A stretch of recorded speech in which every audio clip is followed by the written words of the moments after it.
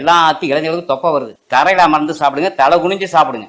உணவுக்கு அது மரியாதை கொடுக்குறீங்க அர்த்தம். இப்போ யாருமே நிமிந்துக்கிட்டு சாப்பிட்றோம், உட்காந்துக்கிட்டு சாப்பிட்றோம், அந்த மாதிரி சாப்பாடே சாப்பிடக்கூடாது. ஒரு உணவு சாப்பிட்றோம், நீங்கள் தலை குனிஞ்சு தான் சாப்பிடணும். உங்கள் உணவுக்கும் கண்ணுக்கும் பார்வைக்கும் பக்கமாக நெருக்கமாக இருக்கணும். நீங்கள் போய் ஃபோனை பேசிக்கிட்டே சாப்பிட்டீங்கன்னா எந்த உடம்புக்கும் சத்தாக கொடுக்காது. இப்போ நிறைய பேர் சொல்லும்போது நொறுங்க தின்றால் 100 வயசு அப்படின்னு, என்ன வேணா சாப்பிடுங்க ஆனால் நொறுங்க சாப்பிடுங்க. அதுக்கு அந்த வார்த்தையே தப்புங்க. நொறுங்கன்னா பல்லுல நல்லா நொறுக்கி அரைச்சி சாப்பிடணும். நீங்கள் சாப்பிட்ற உணவு வந்து கூழாக்கிடணும்.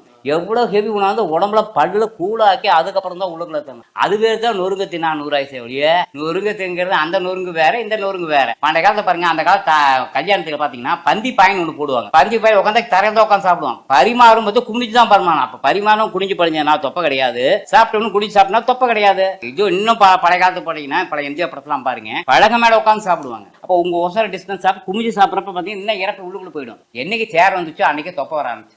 விதிமுறைகளை வச்சுதான் நம்ம உணவு முறை கலாச்சாரத்தை கொண்டு வந்தான். உலகத்துக்கே ஆரோக்கியத்தை கற்றுக் கொடுத்துவன் தமிழை. நீ உலகத்துக்கு இப்படி நோயாளி ஆகிட்டு. ஒரு வகை பசியும் ஓவா பிணியும் செருக்குள் ஏவது சேராது இயல்வது நாடுனாரு. யாருக்கெல்லாம் ஒரு பசியும் நோய் இல்லாத நாடு அதுதான் நல்ல நாடுனாங்க. அது அப்படிதான் இருந்துச்சு.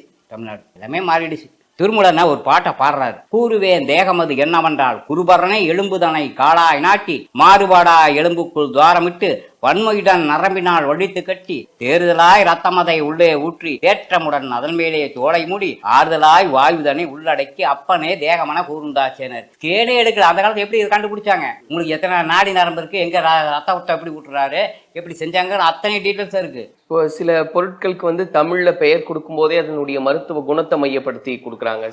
சீரகம்னா அகத்தை சீர் செய்யக்கூடியது சீரகம். அந்த மாதிரி என்ன பெயர்கள்லாம் உண்டுங்க?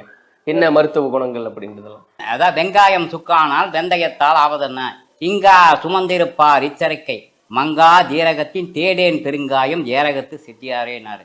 சீரான அகத்தை வந்து சீரகம் தெரிஞ்சுக்கிறீங்க. பெரும் காயம்னா இந்த உடம்பு தான் காயம். இந்த பெரும் காயத்தை நீ எப்படி காப்பாற்ற போறேங்கிறாரு. ஜீரகம் சாப்பிட்டா சீரான அகம் கிடைச்சா அந்த உடம்பு நல்லாவே இருக்கும். தேடேன் பெரும் காயம் அதை ஏரகத்து, அதான் முருகப்பெருமான ஏரகத்து செட்டியாரேனாங்க.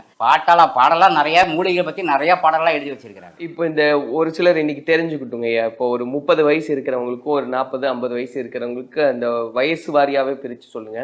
ஒரு 30 வயசு இருக்கிறவங்க எந்த பழக்க வழக்கங்களை எல்லாம் சரியா பின்பற்றணும், 40 வயசுக்காரங்க என்ன பண்ணணும், 50 வயசுக்காரங்க என்ன பண்ணணும், அந்த மாதிரி. நீ 40 வயது முடியா எதை வேணாலும் சாப்பிடுங்க, உடம்பு சத்தா மாத்திக்கங்க, எந்த நேரம் வேணாலும் சாப்பிடுங்க. அதை குறிப்பா அழிகின்ற காலம் 53. அப்ப 28 வயசு முடிய நீங்க எப்படி வேணா சாப்பிடுங்க. முடிகின்ற காலம் 33. அந்த 33 வயசு முடிய பார்த்தீங்கன்னா தான் உங்களுக்கு ஒரு ஆஃபர் கொடுத்துருக்கிறாரு. இதே உணவு சாப்பிட்றப்ப உங்கள் உடம்புல 62 ஆகிறப்ப உங்கள் உடம்புல சத்துக்கள் போயிடுமே ஒழிய சத்துக்கள் நிற்காது.